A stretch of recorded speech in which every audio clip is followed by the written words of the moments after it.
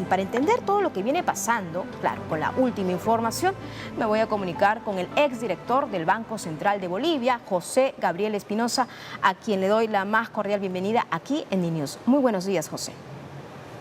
Buenos días, Carmen. Un gusto estar contigo. Ayer hablaba precisamente con algunos colegas bolivianos y muchos ciudadanos están pernoctando en las calles, afuera, incluso haciendo largas colas de un día o 2 días o guardando la cola para poder acceder a unos dólares. Claro, ese básicamente ha sido la reacción de muchos bolivianos ante lo que viene sucediendo. Pero para poder tener un contexto real, ¿qué está pasando en estos momentos con la economía boliviana y qué sería lo que ha marcado la diferencia? ¿Cuál ha sido el quiebre de inflexión, aquí el punto de inflexión para que no haya dólares o en todo caso hay una caída tan significativa de las reservas internacionales? José. Bien, Carmen, lo que ha pasado a partir de las puntualizaciones que tú bien hacías es un desacople entre las expectativas del público y la narrativa, el discurso gubernamental sobre la tendencia de la economía. Durante el 2021 ya Bolivia empezó a perder reservas muy aceleradamente. Esto tenía que ver con las importaciones del sector público, sobre todo, tanto para inversiones públicas como para la compra de carburantes. En Bolivia nosotros tenemos un subsidio a los hidrocarburos líquidos. Esto junto con una caída en la producción de gas muy fuerte, pues hizo que la balanza energética, los ingresos de divisas por exportaciones de gas sean menores que los egresos que representaba el gobierno del subsidio. Ya durante el 2022, con la invasión rusa a Ucrania, esta situación se ha profundizado todavía más.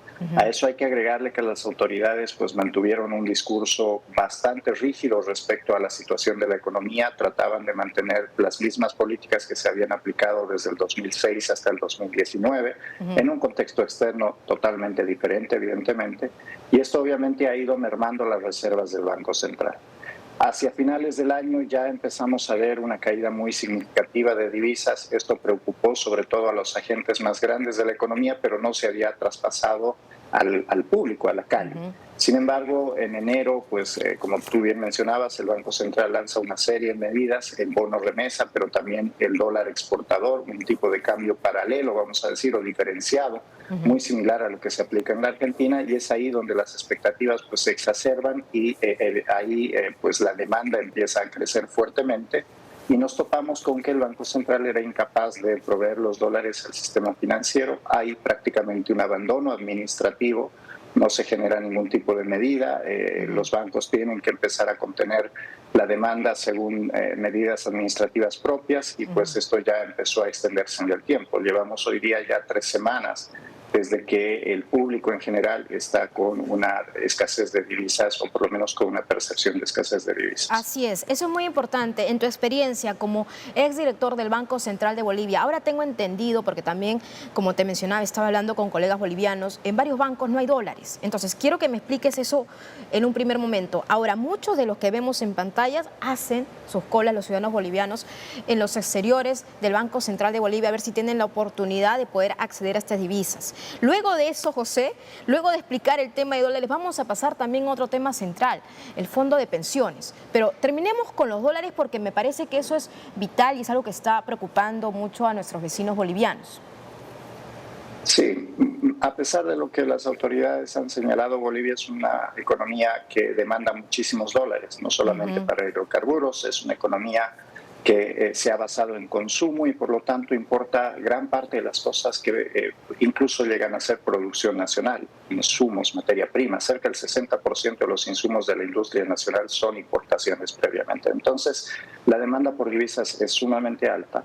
A esto hay que sumarle el hecho de que el Banco Central tiene una restricción legal para utilizar las reservas de oro. Hoy día representan, o bueno, por lo menos al 8 de febrero, porque aquí tenemos también otro problema, no se publica información actualizada sobre las reservas desde inicios de febrero. Eso, en tu experiencia, José, esa falta de transparencia, también esos son los elementos para que la gente esté con ansiedad y para que haya también esta ola de caos, ¿no?, en las calles.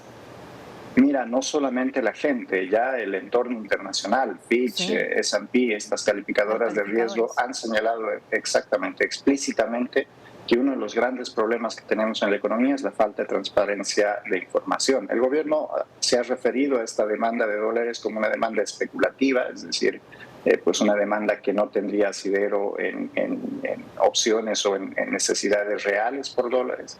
Sin embargo, pues cuando la prensa reporta en la calle, pues hay evidentemente necesidades importantes.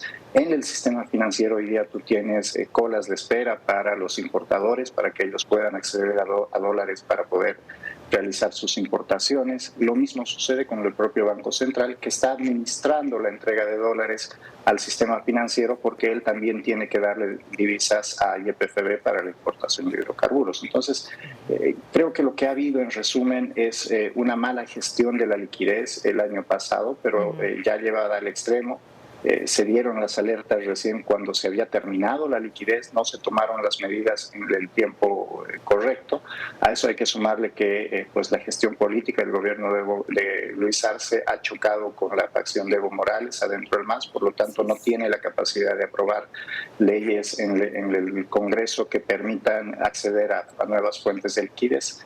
Y por otro lado, pues esta crisis que tenemos hoy día de divisas es una crisis muy similar a una de balanza de pagos, lo que requiere líneas de financiamiento de rápidos desembolsos, y hoy día lo que tenemos son créditos de apoyo al desarrollo que tienen tiempos muy diferentes a los que necesitamos. Entonces, este estrés en el mercado, esta falta de liquidez, se va a ver todavía durante varias semanas probablemente. Ahora, es importante tu voz y tu opinión acá, José, porque en tu experiencia me gustaría saber qué es lo que podría venirse aquí en Bolivia, ¿no? ¿Cuáles serían las medidas que se estarían tomando o serían las adecuadas para poder revertir esta solución? Ahora, esto va paralelamente, también obviamente por cuerdas separadas, pero tiene que ver porque hay una vinculación por el tema de las AFPs. Bien sabemos que solamente hay 2 aseguradoras en Bolivia, que prácticamente como si fuera un monopolio. ¿Qué significa esto? Y si también podría paliar esa escasez de liquidez, o básicamente esa es la lectura o la viada que le está dando el gobierno de Luis Arce. Mira, empiezo por lo último. Las AFPs están administrando fondos que esencialmente en su gran mayoría solamente manejan recursos en bolivianos. Esta es quizás una de las grandes debilidades que tiene el sistema de pensiones en Bolivia. Se ha concentrado demasiado en el mercado interno. Entonces, esto no soluciona el problema del gobierno porque hoy día tenemos una falta de liquidez en dólares. Así que este proceso de migración desde las AFPs privadas hacia la gestora, que ya estaba contemplado en la reforma de pensiones desde el 2008, si no me equivoco, pues se ha venido retrasando, y evidentemente ahora cualquier medida que toma el gobierno pues es tomada con mucha susceptibilidad por parte de la población. Ese es quizás uno de los principales daños que está enfrentando el gobierno por esta falta de inteligencia en el manejo de las expectativas. Cualquier medida que hoy día toma el gobierno pues genera desconfianza y preocupación respecto a los efectos que vayan a tener. Ahora bien, ¿qué ha pasado? El gobierno se ha encerrado en un discurso en el que esto solamente es una demanda especulativa, impulsada básicamente por medios de comunicación contrarios al gobierno. Sin embargo, la escasez está latente y es presente. ¿Qué puede llegar a pasar si el gobierno sigue apostando porque estas expectativas se calmen solas? Pues es muy probable que el régimen cambiario, que en Bolivia desde 1986 es un régimen cambiario único y libre, es decir, había libertad cambiaria y solamente un tipo de cambio, pues empiece a tambalear. De hecho, hoy en la calle nosotros ya vemos cotizaciones diferentes a la oficial, y si a eso le sumamos el dólar exportador, pues en Bolivia en menos de 2 meses ya hemos generado 3 nuevos tipos de cambio. Entonces, el gobierno está en un momento de inflexión en el que si acepta algunos problemas que se están enfrentando en la economía a partir obviamente del cambio del contexto internacional, pero también del manejo de los últimos 27 meses, junto con una transparencia de información que hasta ahora no se ha visto, probablemente algunas expectativas tiendan a calmarse.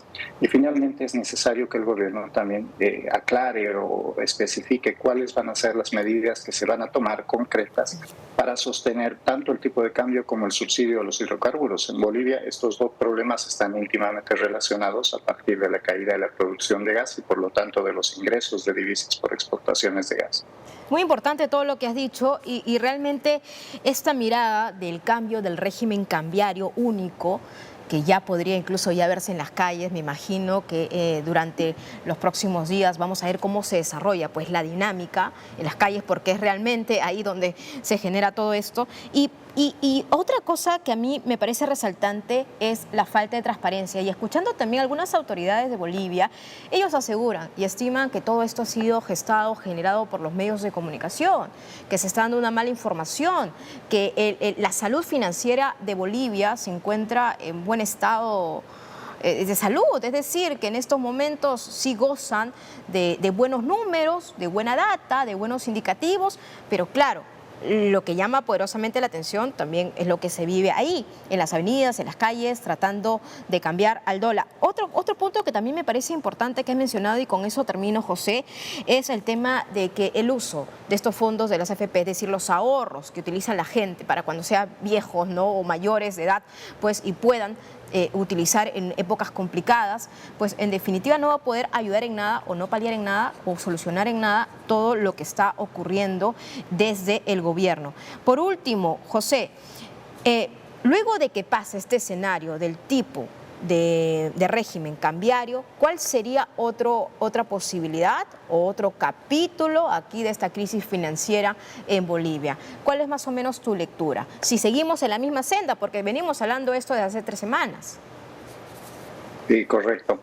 Mira, yo creo que uno de los grandes problemas que ya han quedado instalados es esta falta de estabilidad, ¿no?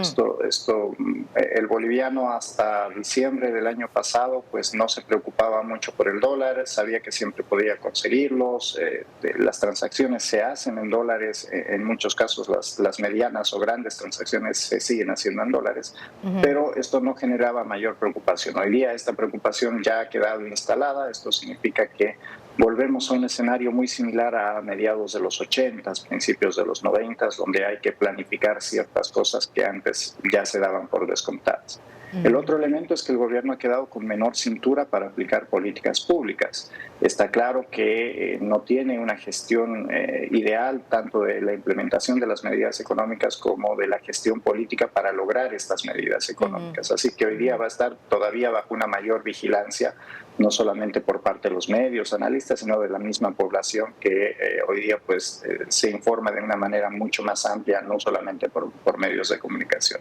Y finalmente el gran problema es la estabilidad del subsidio a los hidrocarburos y el tipo de cambio, que muy probablemente van a estar en cuestionamiento todavía durante todo el 23 y muy probablemente durante el 24, porque las perspectivas de precios de los hidrocarburos pues parecen que no van a bajar y al mismo tiempo, si uno suma todos los ingresos que se tienen planificados para Bolivia, siguen estando por debajo de los egresos. Entonces, esta situación, más allá de los resultados que tengamos en el corto plazo, que podrían pasar desde una estabilización hasta una pérdida total del régimen cambiario, los escenarios son muy amplios y bastantes, pues lo que queda claro es que hacia futuro vamos a seguir arrastrando un problema estructural que es menores ingresos que egresos, sobre todo vinculados a la provisión de energía en el país.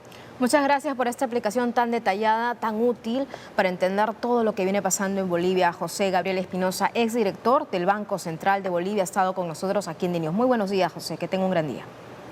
Buenos días, ha sido un gusto, Carmen.